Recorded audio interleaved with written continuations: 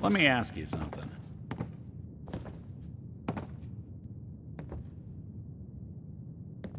Sure, ask away.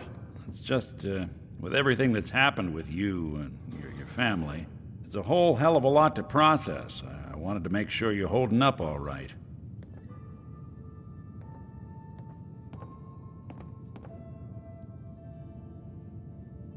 Doesn't really matter. I'm here now. I've just got to deal with that. Good attitude to have. Not the way I felt. Took me a long damn time to get a feel for this place. Thank goodness I found Diamond City. It's got its flaws, sure, but it beats the hell out of anywhere else in the Commonwealth. Of course, when I took up there back when, people were just as scared of the Institute as they are now. Maybe more. The massacre of the CPG was still pretty fresh in people's minds at that point, and folks were still losing sleep over the broken mask. Plenty of people assumed I was just a saboteur, moving in to melt down the reactor or poison the drinking water. But at the time, they couldn't exactly turn me away.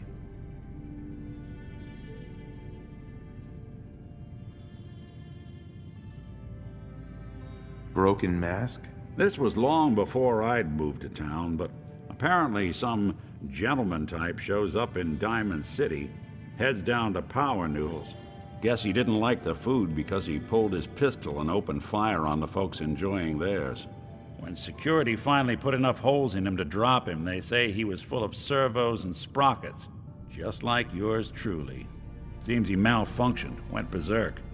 It was the first time people realized that synths had stopped looking like me and started looking like them. Considering what these folks went through, I felt real lucky they let me in the front gate at all.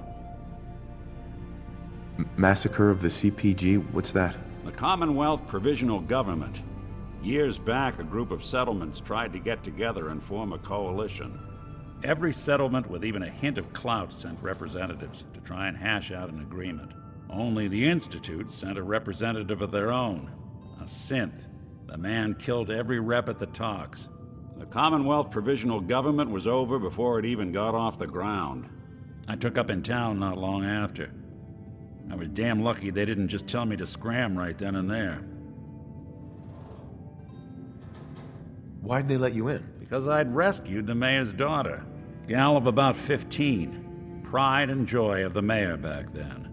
Man by the name of Henry Roberts. The young Miss Roberts decided she'd run off with some caravan hand she'd, known for an evening.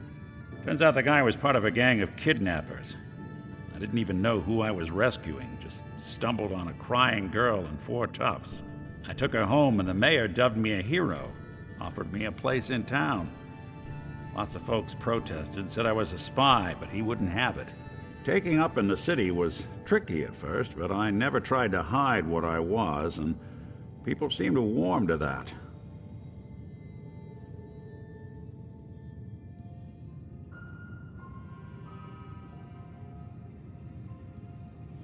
Was it hard settling in? Yeah, they sure didn't make it easy. I started off doing the jobs no one else wanted. I got more banged up being Diamond City's handyman than I ever did living out in the ruins. But I guess folks never forgot I rescued the mayor's daughter, so they started coming to me when people went missing. Wife runs off with a new paramour and takes the rent money with her. Talk to the synth. An upset father decides moving him and the kids to Good Neighbor in the dead of night's not the worst damn idea since the bomb. Go get Nick. After a while, the jobs got so backed up, they didn't even ask me to do the handyman stuff anymore. Hell, I was so happy to do it, it was months before I started charging anyone. I never stopped being Nick the Synth, but it was Nick the Detective folks came to see. It was about then that things finally started feeling normal. It took me a long time to realize that home is where you make it. And with some time and effort, this place can be home for you, too.